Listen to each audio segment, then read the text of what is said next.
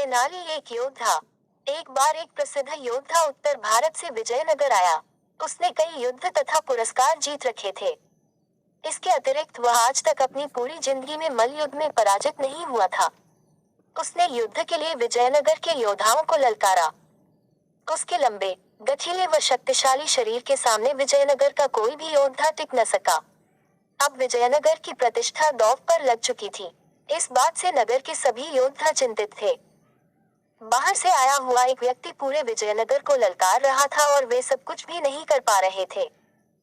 अतः सभी योद्धा इस समस्या के हल के लिए तेनालीराम के पास गए। उनकी बात बड़े ध्यान से सुनने के बाद तेनालीराम बोला, सचमुच यह एक बड़ी समस्या है, परंतु उस योद्धा को तो कोई योद्धा ही हरा सकता है। मैं कोई योद्धा तो हूँ नहीं, बस एक विदूषक हूँ। इसमें मैं क्या कर सकता हूँ? तेनालीराम की यह बात सुन सभी योद्धा निराश हो गए, क्योंकि उनकी एकमात्र आशा तेनालीराम ही था। जब वे निराश मन से जाने लगे तो तेनालीराम ने उन्हें रोककर कहा, मैं उत्तर भारत के उस वीर योद्धा से युद्ध करूंगा और उसे हराऊंगा, परंतु तुम्हें वचन देना कि जैसा मैं कहूंगा तुम सब वैसा ही करोगे। उन लोगों ने तुरंत वचन दे दिया।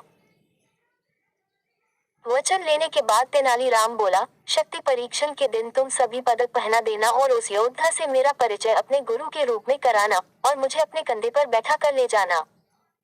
विजयनगर के योद्धाओं ने तेनालीराम को ऐसा ही करने आश्वासन दिया। निश्चित दिन के लिए तेनालीराम ने योद्धाओं को एक नारा भी याद करने को कहा, जो कि इस प्रकार था, ममूक महाराज की जय, मीस ममूक महाराज की जय। तेनालीराम ने कहा, जब तुम मुझे कंधों पर बैठाकर युद्ध भूमि में जाओगे, तब सभी इस नारे को जोर जोर से बोलना। अगले दिन युद्धभूमि में जोर जोर से नारा लगाते हुए योद्धाओं की ऊंची आवाज सुनकर उत्तर भारत के योद्धा ने सोचा कि अवश्य ही कोई महान योद्धा आ रहा है। नारा कन्नड़ भाषा का साधारण श्लोक था, जिसमें ममूक का अर्थ था धूल चटाना, जबकि मीस का अर्थ भी लगभग यही था। उत्तर भारत के योद्धा को कन्नड़ भाषा समझ में नहीं आ रही थी, अतः उसने सोचा कि कोई महान योद्धा आ रहा है। तेनालीराम उत्तर भारत के योद्धा के पास आया और बोला, इससे पहले कि मैं तुम्हारे साथ युद्ध करूं, तुम्हें मेरे हाव भावों का अर्थ बताना होगा। दरअसल प्रत्येक महान योद्धा को इन हाव भावों का अर्थ ज्ञात होना चाहिए। अगर तुम मेरे हाव भावों का अर्थ बता दोगे, तभी मैं तुम्हारे साथ युद्ध करूंगा। यदि तुम अर्थ नहीं बता सके तो तुम्हें अपनी पराजय स्वीकार करनी पड़ेगी। इतने बड़े बड़े योद्धाओं को देख, जो कि तेनालीराम को कंधों पर उठाकर लाए थे और उसे अपना गुरु बता रहे थे, वह जोर जोर से नारा भी लगा रहे थे। वह योद्धा सोचने लगा कि अवश्य ही तेनालीराम कोई बहुत ही महान योद्धा है, अतः उसने तेनाली की बात स्वीकार कर ली। इसके बाद तेनालीराम ने संकेत देने आरंभ किए।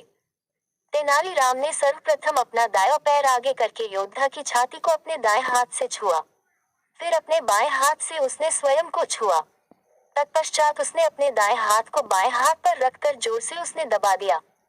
इसके बाद उसने अपनी तर्जनी से दक्षिण दिशा की ओर संकेत किया।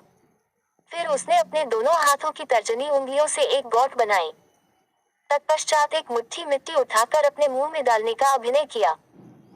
इसके पश्चात उसने उत्तर भारत के योद्धा से इन हाव भावों को पहचानने के लिए कहा, परंतु वह योद्धा कुछ समझ नहीं पाया, इसलिए उसने अपनी पराजय स्वीकार कर ली। वह विजयनगर से चला गया और जाते जाते अपने सभी पदक व पुरस्कार तेनालीराम को दे गया। विजयनगर के राजा व प्रजा परिस्थिति के बदलते ही अचंभित से हो गए। सभी योद्धा बिना युद्ध किए ही जीतने से प्रसन्न थे। राजा ने तेनालीराम को बुलाकर पूछा, तेनाली, उन हाव भावों से तुमने क्या चमत्कार किया? तेनालीराम बोला, महाराज, इसमें कोई चमत्कार नहीं था, यह मेरी योद्धा को मूर्ख बनाने की योजना थी। मेरे हाव भावों के अनुसार वह योद्धा उसी प्रकार शक्तिशाली था, जिस प्रकार किसी का दायां हाथ शक्तिशाली होता है, और मैं उसके सामने बाएं हाथ की तरह निर्बल था। यदि दाएं हाथ के समान शक्तिशाली योद्धा बाएं हाथ के समान निर्बल योद्धा को युद्ध के लिए ललकारेगा, तो निर्बल योद्धा तो बादाम की तरह कुचल दिया जाएगा। सो यदि मैं युद्ध हारता, तो दक्षिण दिशा में बैठी मेरी पत्नी को अपमान रूपी धूल खानी पड़ती। मेरे हाव भावों का केवल यही अर्थ था, जिसे वह समझ नहीं पाया। तेनाली का यह जवाब सुनकर राजा व सभी एकत्रित लोग ठहाका लगाकर हंस पड़े।